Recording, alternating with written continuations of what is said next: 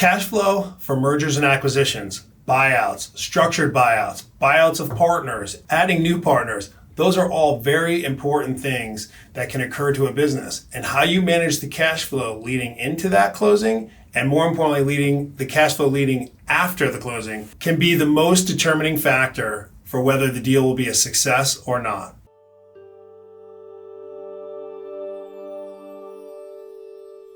My name is Scott Pieper. I'm the CEO and co-founder of Mobilization Funding. Today, I'm going to talk to you a little bit about some tips and tricks for your mergers and acquisitions, structured buyouts, partner buyouts, or whether or not you're going to add new partners and how you go about doing it. First thing we're going to talk about is cash flow. Why is cash flow so important? Well, first of all, we talk cash flow all the time here at Mobilization Funding, but leading into your purchase or leading into the buyout of some kind, I'll call it a closing or a transaction for the purpose of this video. But leading into your transaction, the cash flow of your business is going to have a huge determining factor on the overall value of the business. It's going to determine what what your buyer is willing to pay, how much they're willing to provide upfront, over what duration. It's going to have a determining factor on the structure of the deal. How much your business cash flows will also determine how quickly they can get their capital back. Those are key determining factors when someone's looking at buying a business. What's most important for you, again, is to focus on cash flow leading into your business, but also that cash flow, and more importantly, securing that cash flow and that revenue stream of it to your potential buyer is going to be a key factor for them, and it's something you should also consider when you're looking at it. Let's dive a little deeper into that. If I'm the buyer of a business and I'm looking at the current cash flow of that business, there's a few things that I want to make sure of. Number one, where is the cash coming from? Are all the customers the same? Do all the customers contribute the same amount of cash to the business?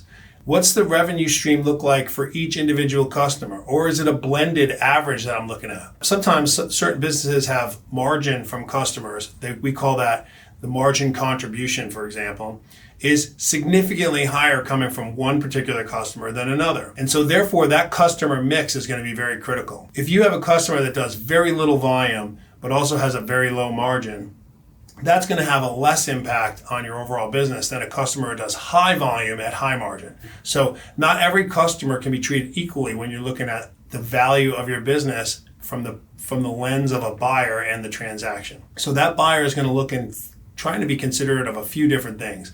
Number one, of course, what's the overall price they're going to pay for the business? Number two, how do they have to pay for that business and over what period of time? If it's a 100% cash transaction, then obviously they're going to want to make sure that that cash flow from the business post-transaction is going to be secure, they understand it really well, and they can monetize and evaluate exactly what they need to do in order to make that work. This is going to be some combination of cash up front and then an earn-out.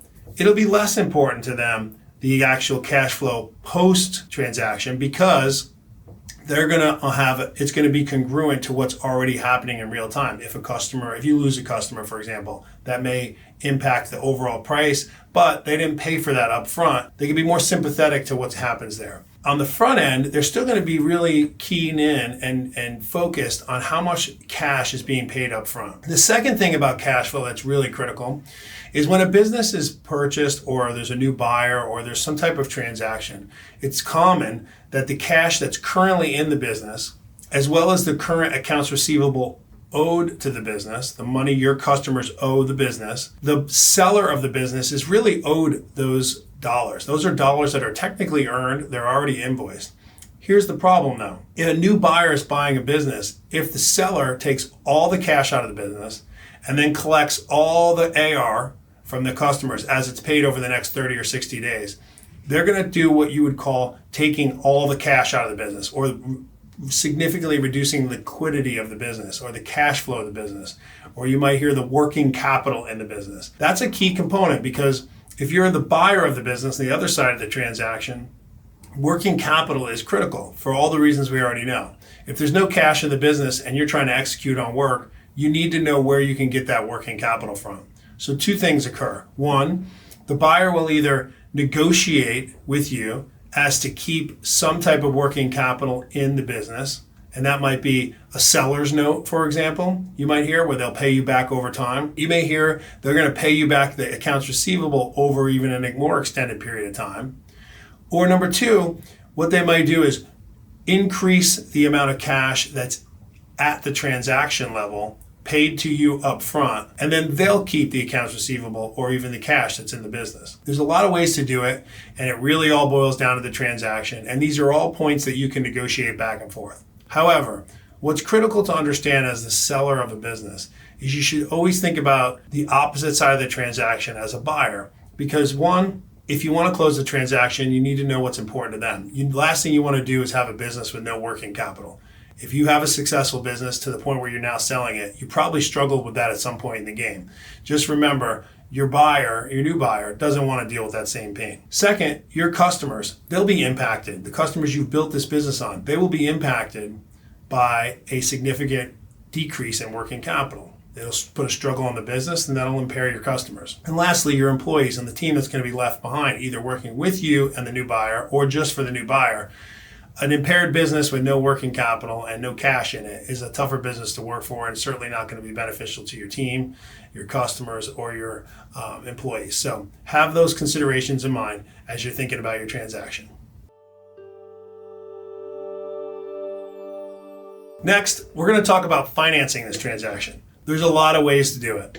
Sometimes you can consider debt financing. It could be a straight cash transaction. It could be a stock sale. There's a million different ways, and we're not going to get into all of them here. But what's important to know is typically two different things. If you're going to have one check written to you up front as the as the seller of the business from the buyer, then that's pretty much you take the check, you walk away. They deal with the rest. If you're going to stick on board and you're going to be part of the business moving forward, well, then you're going to care a lot about how that's structured. Let's talk about the second piece. If it's not a cash transaction, then for you, the buyer, but it's actually some type of earn-out, well, then you may get some cash up front. Maybe you take the cash out of the business and you have an earn-out against the accounts receivable. Maybe you have the agreed upon price if certain milestones or revenue targets are hit. And when those revenue targets are hit, you receive more monies from the buyer. Sometimes that buyer may be able to escrow all those dollars, and when you hit those targets or those metrics, you get those dollars or some portion of them. Again, there's a lot of ways to skin that transaction and negotiate it, but these are some basic common ones.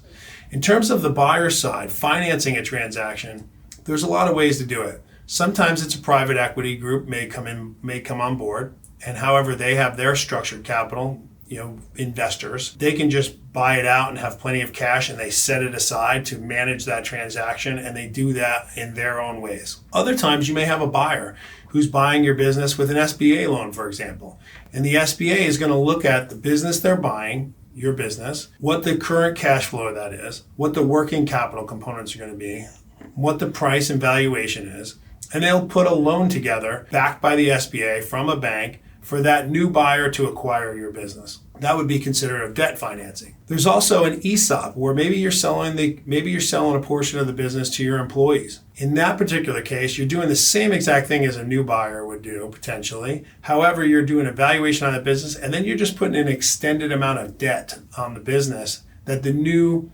employees of the business, the ownership group of the employees, is now going to be paying from the future cash flows of the business or their earnout. There's a lot of ways to structure it, and those are two common ways, whether you're being bought outright by an individual or a private equity group or another business, or if one of those same parties is going to purchase you but use debt financing. There's lots of different ways to manipulate that, and there's lots of different ways to structure it. And there's also multiple levels, and they could be using each and every one of those different ways. Understanding the capitalization of that transaction is a key critical component to knowing what buyers you're working with and what those buyers' capabilities are. One other thing about the close of that transaction and financing it and who owns what percentage and what equity, whatever the pre-ownership is and the post-ownership. Remember, as a business owner, you do not have to, just because you sell more of your business or somebody has a majority interest, yourself or a buyer, either way, it does not mean you get to make, whoever owns 51% gets to make all the decisions. Oftentimes, you can have companies sell a small portion of their business or a smaller, let's just call it a minority position. But there will be loan covenants or transactional covenants associated to that where they get certain rights and certain decision-making capabilities or all the decision-making capabilities dependent on the transaction of the deal. So remember that just because you either own the majority of the business post-transaction or you have a minority interest post-transaction, it works both ways. Just because you have a minority interest does not mean you don't get to make certain decisions. It does not mean that you can't be the sole decision maker for certain decisions. These are things that can be negotiated back and forth. But oftentimes from business owners, we're hearing that they feel like if they don't keep 51% of the business, they won't be able to make all the decisions. The reality is you can have 75% of the business and a new minority business owner who gives you 25%, you sell 25% of your business to, they may, quite frankly, have a lot of decision-making power that you have to live with in order to acquire that. And that might be a condition of their transaction. So just remember that. Having a minority interest or a majority interest doesn't mean that you get to make or don't get to make all the different transactional decisions or decisions on the business moving forward. Those are things that you can negotiate. Cash flow analysis and due diligence.